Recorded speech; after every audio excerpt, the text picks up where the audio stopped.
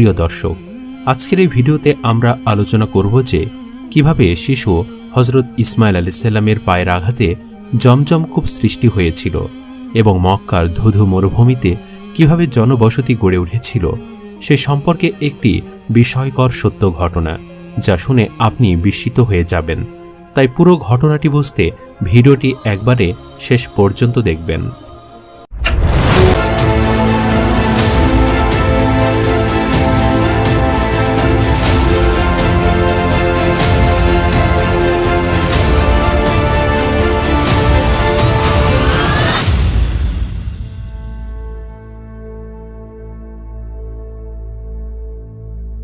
হযরত ইব্রাহিম আলাইহিস সালামের দুইজন স্ত্রী ছিলেন, একজনের নাম সারা এবং অপরজনের নাম হাজেরা আলাইহিস সালাম।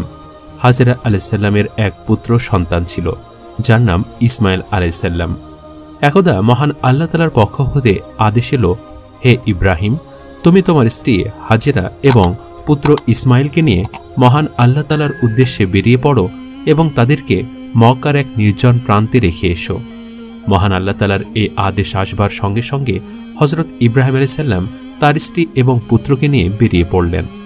হযরত ইব্রাহিম আলাইহিস সালাম দুজনকে নিয়ে সাফা ও মারওয়া পর্বতের মাঝে পৌঁছে গেলেন। সেখানে তখন কোনো মানুষের বসবাস ছিল না। হযরত ইব্রাহিম আলাইহিস সালাম তাদেরকে কিছু খেজুর এবং একটি পানির পাত্র দিলেন। এরপর তিনি ফিরে যেতে লাগলেন। হযরত হাজেরা আলাইহিস সালাম ইব্রাহিম আলাইহিস সালামের হাত ধরে বললেন, আপনি আমাদেরকে এভাবে ফেলে কোথায় যাচ্ছেন? এখানে না আছে কোনো খাবার, না আছে কোনো থাকার জায়গা, আমরা এখানে কিভাবে থাকব?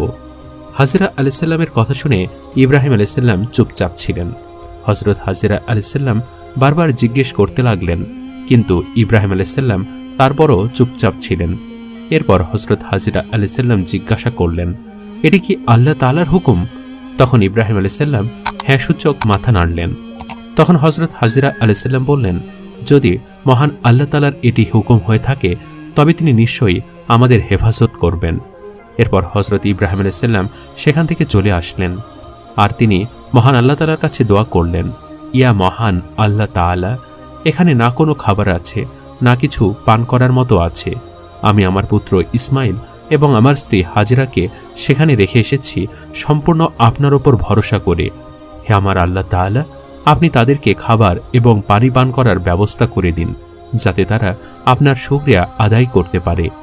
হযরত হাজেরা আলাইহিস সালামের কাছে থাকা পানি এবং খেজুর যখন শেষ হয়ে গেল, তখন শিশু ইসমাইল ক্ষুধা এবং পিপাসার যন্ত্রণায় কান্না শুরু করলেন।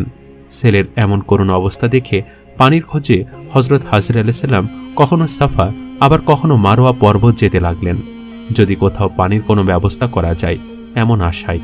এইভাবে তিনি সাফা মারওয়া পর্বতের মাঝে দৌড়ে এসে পুনরায় তিনি ইসমাইল আলাইহিস সালামের কাছে আসতেন। সেখানে তিনি হযরত ইসমাইল আলাইহিস সালামকে মাটির ওপর শুয়ে রেখেছিলেন এবং তিনি তার আশেপাশে পানির খোঁজ করতে লাগলেন। পানির খোঁজে হযরত হাজেরা আলাইহিস সালাম সাফা এবং মারওয়া পর্বতের মাঝে 7 বার দৌড়ালেন আর সঙ্গে সঙ্গে মহান আল্লাহ তাআলার কাছে দোয়া করতে লাগলেন, হে মহান আল্লাহ তাআলা, আমি আপনার ওপর ভরসা করি, নিশ্চয়ই আপনি আমাদেরকে এই মুসিবতে একা ছাড়বেন না। মহান আল্লাহ তাআলা হযরত হাজেরা আলাইহিস সালামের দোয়া কবুল করে নেন এবং যেখানে শিশু ইসমাইল তৃষ্ণায় হাত পা ছুটছিলেন সেখানে হযরত জিবরাইল আলাইহিস সালাম এসে উপস্থিত হলেন এবং একটি পানির ঝর্ণা সৃষ্টি করলেন। হযরত হাজেরা আলাইহিস সালাম সেই পানির ঝর্ণা দেখে অত্যন্ত খুশি হলেন। তিনি নিজে সেই পানি খেলেন এবং তার পুত্রকেও খাওয়ালেন। এরপর হযরত হাজেরা আলাইহিস সালাম সেই ঝর্ণার চারপাশে মাটি এবং পাথর দিয়ে বাঁধ দিলেন, যাতে সেটি গড়িয়ে না যায়।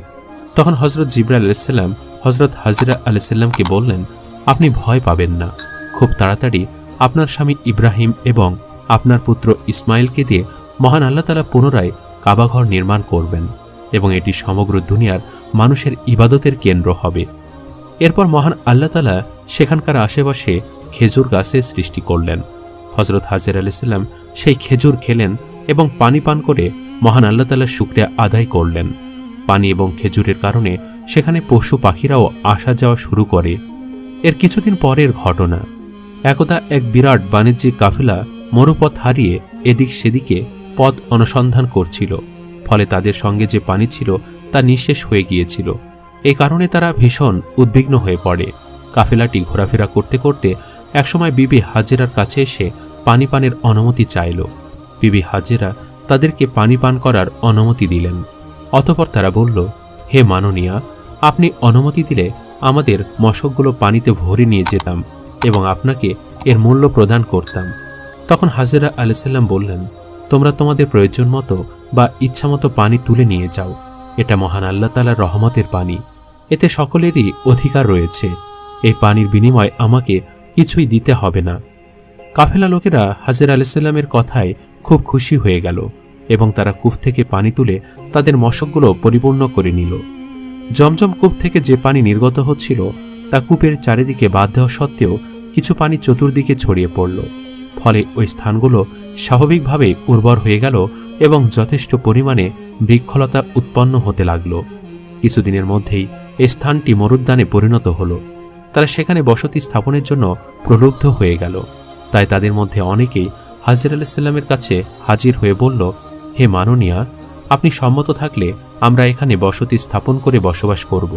এখানকার জমি খুবই উর্বর, এ জমিতে চাষাবাদ করব এবং এখানে যে ফসল উৎপাদন হবে তার 1/4 আমরা আপনাকে প্রদান করব, আর আমাদের এই উপকারের জন্য আপনাকে উত্তম বাসগৃহ নির্মাণ করে দিব। এ বিষয়ে আমরা আপনাকে আরও প্রতিশ্রুতি দিচ্ছি যে যদি অনুগ্রহ করে আপনি আমাদের এই প্রস্তাবে রাজি হন, তাহলে আমরা এখানে যা কিছুই করি না কেন সবকিছুতেই আপনার অনুমতি ও উপদেশ গ্রহণ করব, আর আপনার অনুমতি ছাড়া আমরা কখনোই কিছু করব না এবং আপনাকে আমাদের মায়ের মতো মান্য করে চলব।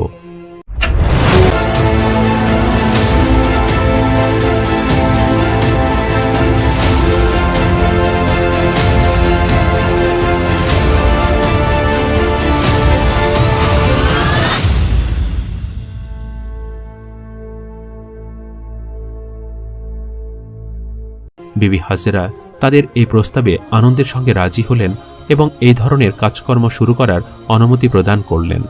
বিবি হাজেরার এই অনুমতি লাভ করে তারা সেখানে ঘরবাড়ি নির্মাণ করে বসবাস শুরু করল এবং সেখানকার জমিতে চাষাবাদ শুরু করতে লাগল। চাষাবাদের ফলে উৎপন্ন শস্য এবং ফসলের 1/4 তারা হাজেরা আলাইসাল্লামকে প্রদান করত। সর্বোপরি তারা বিবি হাজেরার জন্য পাহাড় থেকে পাথর এনে সুন্দর একটি বাড়ি নির্মাণ করে দিল, আর বিবি হাজেরাকে তারা অত্যন্ত সম্মান ও মর্যাদা প্রদান করতে লাগল। সেখানকার জমি খুবই উর্বর ছিল বিধায় অল্প দিনের মধ্যেই সেখানে প্রচুর ফলমূল এবং শস্য উৎপন্ন হতে লাগল। এই খবর চারিদিকে প্রচারিত হওয়ার পর দেশ বিদেশ হতে ব্যবসায়ীগণ ক্রয় বিক্রয় করতে এখানে আসতে শুরু করল। ইতিমধ্যে সেখানকার অধিবাসীর সংখ্যা বৃদ্ধি পাওয়ায় নানা প্রকার বিদেশি পণ্য বিক্রির উদ্দেশ্যে আমদানি হতে লাগল। এভাবে ক্রমান্বয়ে এই শহরটি পৃথিবীর সেরা পবিত্র ও বিখ্যাত মক্কা নগরী নামে পরিচিত হয়ে গেল। তখনকার মানুষ বালতি এবং মশকের সাহায্যে পানি তুলত। বর্তমানে মানুষ মেশিনের সাহায্যে জমজম কূপের পানি উত্তোলন করে এবং বড় বড় ড্রামের সাহায্যে সেই পানি মসজিদে নববী পর্যন্ত পৌঁছে যায়। এখন জমজম কূপের ঝর্ণা কাবা থেকে মাত্র 31 কিলোমিটার দূরে।